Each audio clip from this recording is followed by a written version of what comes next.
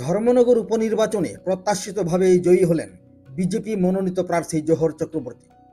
আজ ৪ঠা মে তারিখ ভোট গণনার প্রথম রাউন্ড থেকে এগিয়ে ছিলেন জোহরবাবু। এবারের নির্বাচনে মোট ৬ জন প্রার্থী ছিলেন।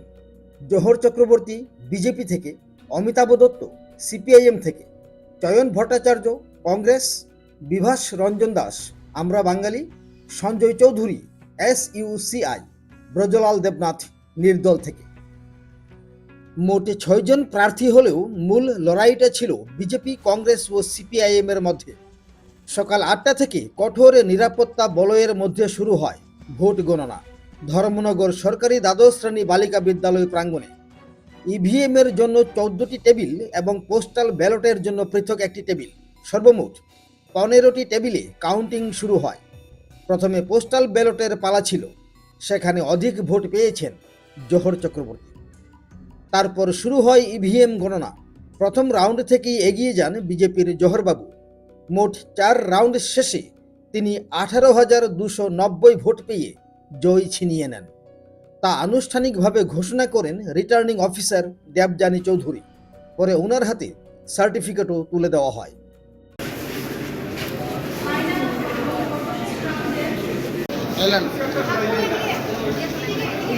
এদিকে সাইন না এই সামনে মোবাইল নামা। ম্যাডাম এদিকে আমরা দিকে একটু সান 18,290 একদম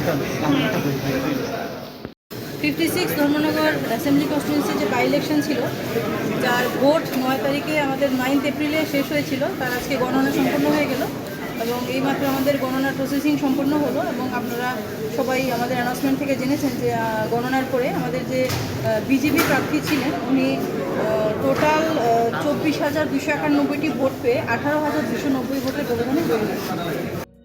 বিজেপির জয় ঘোষণা হতেই বাইরে দাঁড়িয়ে থাকা কর্মী সমর্থকদের মধ্যে বিজয়ের আনন্দ ফুটে ওঠে।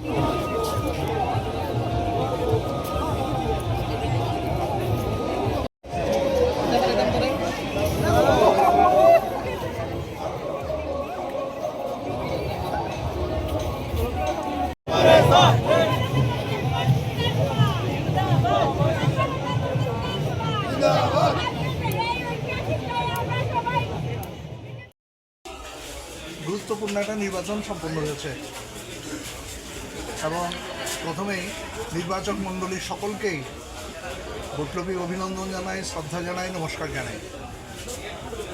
ধর্মনগরে গত ৮ বছর ধরে এবং গোটা রাজ্যেই মানুষ নির্বাচনে অংশ নিতে পারেনি স্বাধীনভাবে, কারণ ৮ বছরের সংবিধান পদদলিত হয়েছে, গণতন্ত্র বিপন্ন হয়েছে, আইনের শাসন ছিল না। আমরা মানুষের কাছে এই কথাগুলোই বলেছি, আসুন নিজের ভোট নিজে দিন, যাকে খুশি তাকে দিন।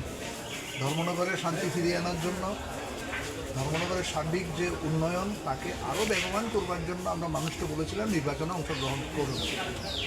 এই নির্বাচনে সরকারের পরিবর্তন হবে না, কিন্তু আপনি আপনার রায়ের মধ্য দিয়ে একটা পরিবর্তনের যাত্রা শুরু করতে পারেন। আমরা সেই কথা বলেছিলাম, মানুষ স্বাধীনভাবে ভোট দিয়েছে, শান্তিপূর্ণভাবে ভোট দিয়েছে এবং গণনা কার্য অত্যন্ত সুশৃঙ্খলভাবে শান্তিপূর্ণভাবে সম্পন্ন হয়েছে। সেই জন্য নির্বাচনী কাজের সাথে যুক্ত সমস্ত ধরনের আধিকারিক যারা রয়েছেন তাদেরকে যেমন অভিনন্দন জানাচ্ছি এবং বিভিন্ন রাজনৈতিক দলের যারা নেতৃত্ব কর্মীরা রয়েছেন, যারা অংশ নিয়েছেন এই নির্বাচনী কাজে, আমরা তাদেরকে অভিনন্দন জানাচ্ছি।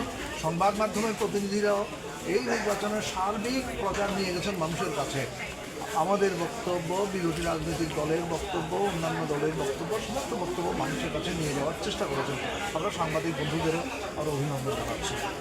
আমরা লড়াই করেছি, এই লড়াই আমাদের চলবে সংবিধান বাঁচানোর জন্য, গণতন্ত্র রক্ষার জন্য, আইনের শাসন ফিরিয়ে আনার জন্য এবং সার্বিক উন্নয়নের জন্য। মানুষের যে মৌলিক সমস্যাগুলো রয়েছে, অন্ন, বস্ত্র, বাসস্থান, শিক্ষা, চিকিৎসা, কাজের যে দাবি রয়েছে, সেই দাবির লড়াই আমাদের চলবে। একটা নির্বাচনের জয় পরাজয়ের মধ্যে দিয়ে কখনোই আন্দোলন থেমে থাকতে পারে না। আন্দোলনে ছিলাম, আন্দোলনে আছি, আগামী দিনে আন্দোলনে থাকব। আমরা যিনি জয়ী হয়েছেন বিজয়ী প্রার্থী জোহর চক্রবর্তীকে অভিনন্দন জানিয়েছে, তাকে বলেছে আপনাদের গঠনমূলক সমস্ত কাজের মধ্যে আমাদের পার্টি আপনাদের পাশে থাকবে। ধর্মনগরের সার্বিক উন্নয়নের জন্য অনেক সমস্যা রয়েছে, মৌলিক সমস্যা, শিক্ষা থেকে শুরু করে স্বাস্থ্য উন্নয়ন, পরিকাঠামো উন্নয়ন, মানব সম্পদের বিকাশ এবং মূলত বেকার যুবকদের কর্মসংস্থানের দাবির যে আন্দোলন সেই দাবিতে এবং মানুষকে স্বনির্ভর করবার জন্য মাইক্রো ফাইন্যান্স থেকে ঋণ নিয়ে অসংখ্য যুবকরা আজকে হতাশাগ্রস্ত, কেউ কেউ আত্মহত্যার পথ বেছে নিচ্ছে। এই মাইক্রো ফিন্যান্সের যারা শিকার তাদেরকে বাঁচানোর জন্য যাতে তারা ভূমিকা নেন সেই কথাগুলো আমরা বলেছি। আমরা আশা করি আগামী দিনে ধর্মনগরে সবাই মিলে ধর্মনগরকে নতুনভাবে গড়ে তুলবার জন্য, ধর্মনগর নগর উন্নয়নের জন্য, গ্রাম উন্নয়নের জন্য আমরা সবাই মিলে একসাথে যদি কাজ করতে পারি তাহলে এই নির্বাচনে সার্থকতা খুঁজে পাওয়া যাবে।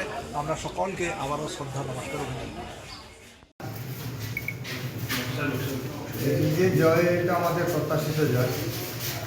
কারণ আমরা ভারতীয় জনতা পার্টি, আপনারা দেখেছেন 18 জায়গায় আমরা ধর্মনগর থেকে আমরা বিপুল ভোটে আমরা জয়ী হয়েছিলাম, 23-এও হয়েছি।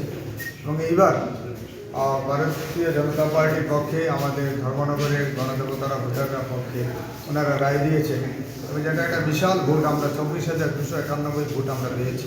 সর্বমোট ভারতীয় জনতা পার্টির প্রাপ্ত ভোট এবং প্রায় 18,000 ভোটের মতো আমাদের লিড হয়েছে। কাজেই আমি প্রথমে আপনাদের মাধ্যমে ধর্মনগরের গণদেবতা ভোটারদের আমি নমস্কার, অভিনন্দন এবং প্রণাম জ্ঞাপন করছি। কারণ ওনারা ভারতীয় জনতা পার্টির পক্ষে যে রায় দিয়েছেন, আগামী দিনে আমাদের কাজ করার সুযোগ করে দিয়েছেন। ভারতীয় জনতা পার্টির যে উন্নয়নমুখী সরকার চলছে আর ডেভেলপমেন্ট হচ্ছে আমাদের মূল ইস্যু, এই ইস্যুকে আরও এগিয়ে নিয়ে যাওয়ার জন্য। এবং আমাদের ধর্মনগর হচ্ছে ত্রিপুরা রাজ্যের দ্বিতীয় বৃহত্তম শহর। এই শহরকে আরও উন্নত করার জন্য আমরা কাজ করব। আমাদের রাজ্য সরকার, আমাদের কেন্দ্রীয় সরকার সবাই এই ব্যাপারে সংকল্পবদ্ধ। আমরা সবাই মিলে ধর্মনগরকে উন্নত ধর্মনগরে রূপান্তরিত করতে চাই। তার জন্য ধর্মনগরে আপামর জনগণের সাহায্য সহযোগিতা আমরা চাইছি। এবং আপনারা প্রেস মিডিয়ার বন্ধুরা যারা রয়েছেন, আপনাদের কাছেও বিনম্রভাবে প্রার্থনা করছি আগামী দিনে যাতে আমরা ধর্মনগরকে উন্নত ধর্মনগরে রূপান্তরিত করতে পারি, তার জন্য আপনাদের সহযোগিতা চাইছি। নমস্কার সবাইকে। বন্দে মাতরম, ভারত মাতা কি জয়, বিজেপি জিন্দাবাদ। নমস্কার। তবে শেষ লগ্নে দেখা গেল এক ব্যতিক্রমী ভিডিও।